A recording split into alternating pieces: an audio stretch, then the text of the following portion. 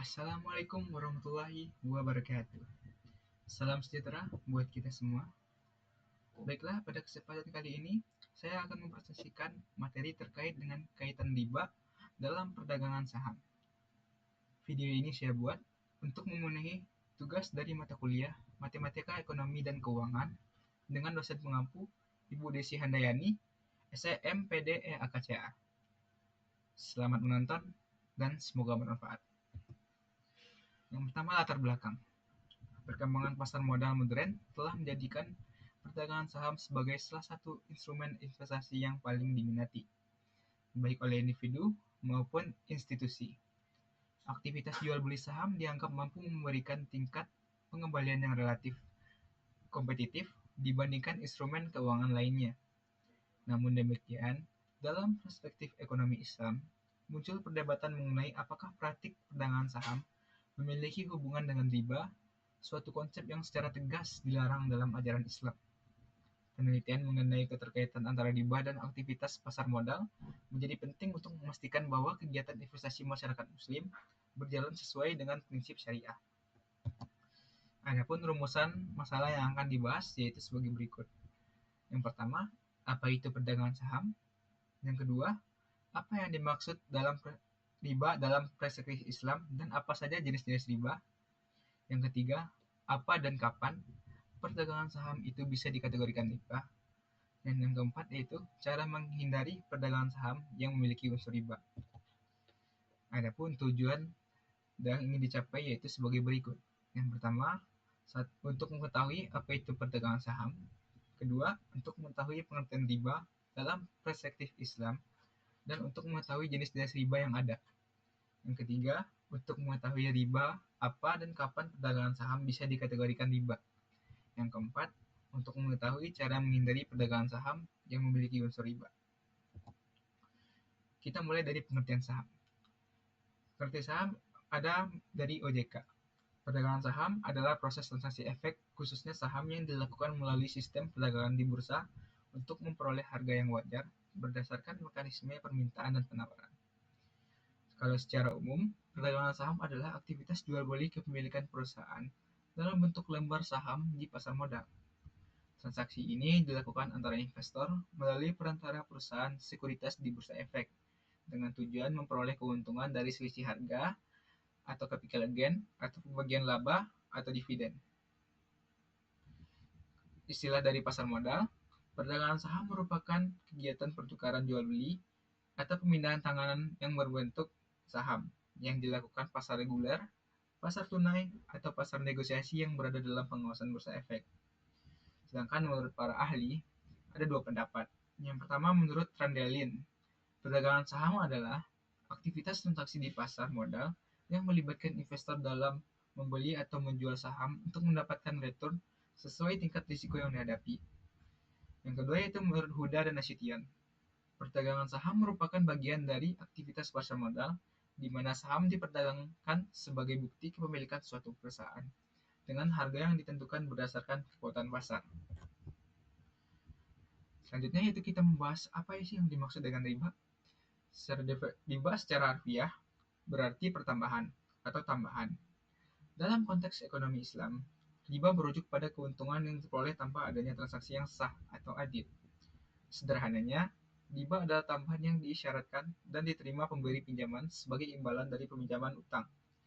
Sementara merujuk pada Kamus Bahasa Indonesia KBBI, istilah lain dari riba adalah bunga uang, tinta darat, atau rente. Adapun jenis-jenis riba yaitu ada dua. Yang pertama, riba dain. Riba dain adalah riba yang dilakukan oleh bangsa Arab jahiliyah, yaitu pemberi hutang mensyaratkan kepada peminjam untuk mengembalikan hutang ditambah bunga, atau penjual barang tidak tunai mengisyaratkan denda jika si pembeli telat melunasi kewajiban bayarnya yang telah jatuh tempo. Yang kedua yaitu riba bai. Riba bai yaitu riba yang objeknya adalah akad jual beli. Riba ini juga terbagi menjadi dua jenis. Yang pertama yaitu riba fadl, yaitu menukar salah satu dari 6 jasa harta riba, yaitu emas, perak, kurma, gandum, syair, dan garam dengan jenis ukuran yang berbeda. Yang kedua yaitu riba nasyah, yaitu menukar salah satu harta riba dengan harta riba lainnya yang sejenis atau berlainan jenis akan tetapi ilatnya sama, yaitu emas, perak, yang ilat alat tukarnya kurma, gandum, syair, dan garam. Ilatnya makanan pokok dan tahan lama dengan cara tidak tunai. Kapan perdagangan saham bisa dikategorikan riba? Kondisi yang pertama yaitu saham perusahaan usahanya halal, tapi memiliki utang dalam bentuk ribawi. Bila suatu perusahaan kegiatan usahanya halal, akan tetapi terdapat dalam pembiayaan sesuatu yang mengandung unsur riba, atau menyimpan uangnya di bank ribawi, atau tercantum dalam anggaran dasarnya untuk bertransaksi dengan bank ribawi, bagaimanakah hukum membeli saham perusahaan tersebut? Para ulama kontemporer berpendapat, yaitu haram hukumnya membeli saham perusahaan yang kegiatan usahanya halal, akan tetapi terdapat dalam pembiayaan sesuatu yang mengandung unsur riba, atau menyimpan uangnya di bank ribawi, atau tercantum dalam anggaran dasarnya untuk bertransaksi dengan bank ribawi. Pendapat ini merupakan keputusan berbagai lembaga fikih internasional, di antaranya yang pertama itu Al-Majma' Al-Fiqhi Al-Islami, Divisi Fikih Rabitnah Alam Islam, dalam keputusan Muktamar ke-17 di Mekah pada tahun 1995 yang berbunyi, seorang muslim tidak boleh membeli saham milik perusahaan yang sebagian transaksinya dalam bentuk riba. Yang kedua itu Lembaga Fatwa Kerajaan Arab Saudi, nomor Fatwa 11967, yang berbunyi, tidak boleh membeli dan menjual saham milik perusahaan yang diantara transaksinya mengandung riba dalam hal simpan pinjam. Jadi, jika seorang muslim tahu bahwa sebuah perusahaan melakukan transaksi riba dan tetap membeli saham perusahaan tersebut, sesungguhnya ia mewakilkan kepada perusahaan tersebut untuk melakukan transaksi riba. Yang kedua yaitu kondisi menjual saham yang nominalnya tidak sesuai dengan yang tertera pada lembaran saham. Para ulama sepakat bahwa perusahaan yang bergerak di bidang keuangan seperti bank, takaful, atau asuransi syariah, bahwa pemegang saham bila hendak menjual sahamnya wajib mengindahkan kaidah penukaran uang, yaitu harus sama nominalnya dengan tunai. Maka tidak boleh menjual sahamnya di atas nilai buku dan harus berlangsung serah terima uang dan saham tunai dalam satu majelis. AAIV menyatakan bahwa dalam pasal 21 tentang Al-Waraq Al-Maliyah ayat 317-318 yang berbunyi, tidak boleh memperdagangkan saham perusahaan yang asetnya adalah uang tunai pada saat belum memulai usaha, kecuali dijual dengan harga nominal dan harus tunai. Adapun cara menghindari perdagangan saham yang memiliki unsur riba, yang pertama yaitu memilih saham yang masuk dalam daftar efek syariah atau DES. Yang kedua, menghindari transaksi margin atau margin trading. Yang ketiga, tidak melakukan short selling. Yang keempat, menghindari transaksi spekulatif berlebihan. Yang kelima, menggunakan rekening efek syariah dan RDN syariah. Yang keenam, memastikan akad transaksi sesuai syariah.